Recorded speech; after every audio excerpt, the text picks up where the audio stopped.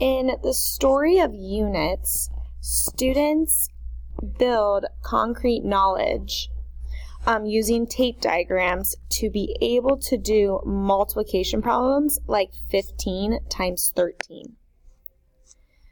From the tape diagrams, they recognize that they're going to break this 15 into 10 plus 5 and this 13 into 10 plus 3.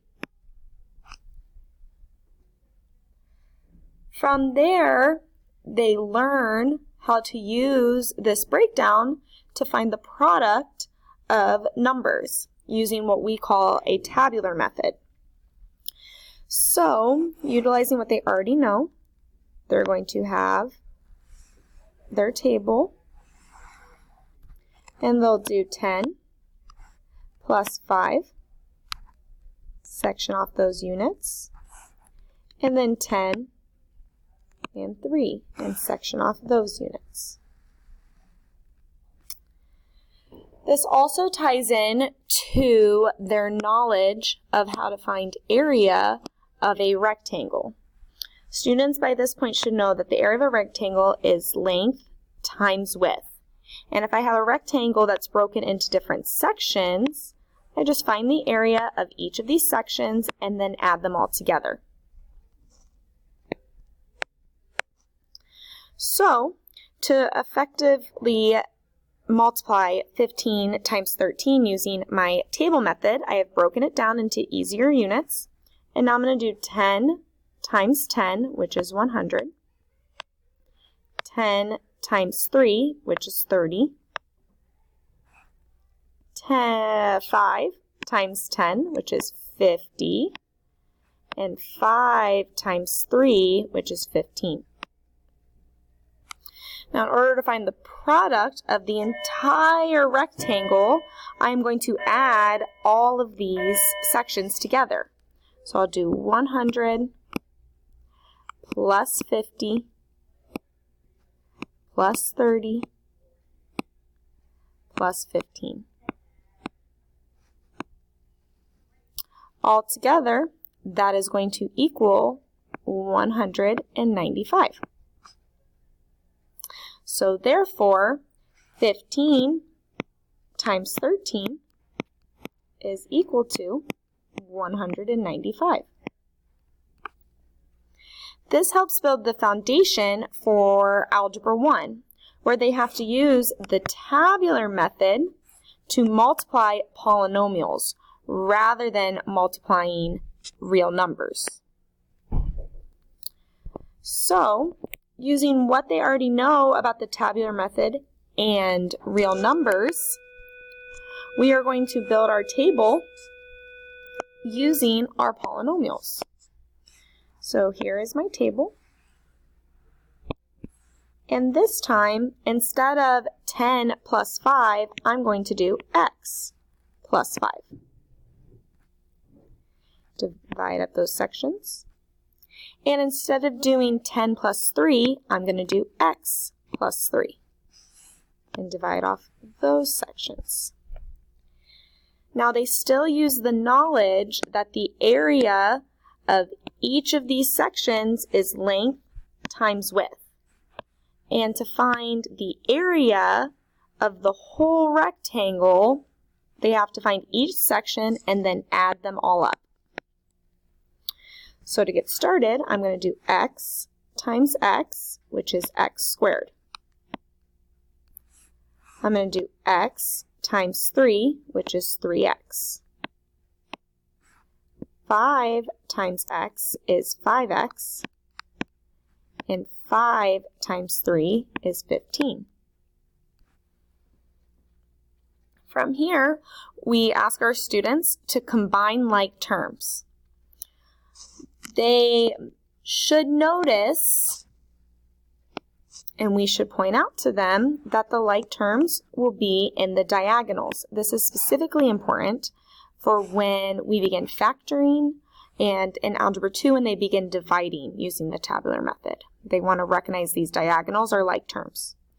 So here, the diagonal of x squared only has a single x squared. The diagonal of 5x and 3x has 8x. And then the diagonal of 15 only has 15. So this is my final answer, which means x plus 5 times x plus 3 is equal to x squared plus 8x plus 15. After students practice these kinds of problems and get more comfortable, we are able to introduce the reverse tabular method to help them find factors. So now they are going to start with the answer, which in this case is x squared plus 2x minus 15. And they are going to work backwards to find the length and width of their table. So when they see use reverse tabular method should now be familiar to them that they're going to use a table. Reverse means that we're working backwards. So I'm going to have x squared. I'm going to have 2x. And I'm going to have negative 15. So each of these diagonals should produce these numbers. So students can look at each section and try to start piecing this together. For example, they may think, okay, x squared. How am I going to get x squared? What length and what width are needed to create x squared? Well, that would have to be x times x. Another thing they might think of is, okay, what length and width are needed to get negative 15? Well, negative 15 can be the product of several answers. We could have positive 1 and negative 15. We could have negative 1 and positive 15. We could have negative 3 and positive 5. Or we could have positive 3 and negative 5. From here, students are going to want to pick the answer or the factors that are going to combine to get them this negative 2x. So looking at the possible answers, they will see that negative 3 times 5 will get me negative 15, and negative 3 combined with 5 will get me a positive 2. So we can put negative 3 and positive 5. And we're going to want to check that just to make sure. So negative 3 times x is negative 3x. Negative 3 times 5 is negative 15. And then x times 5 is 5x.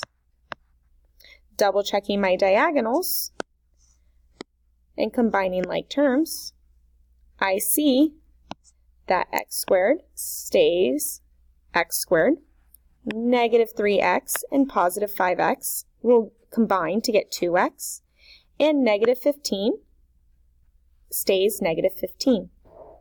So therefore, x squared plus 2x minus 15 is the product of the factors x minus 3 times x plus 5.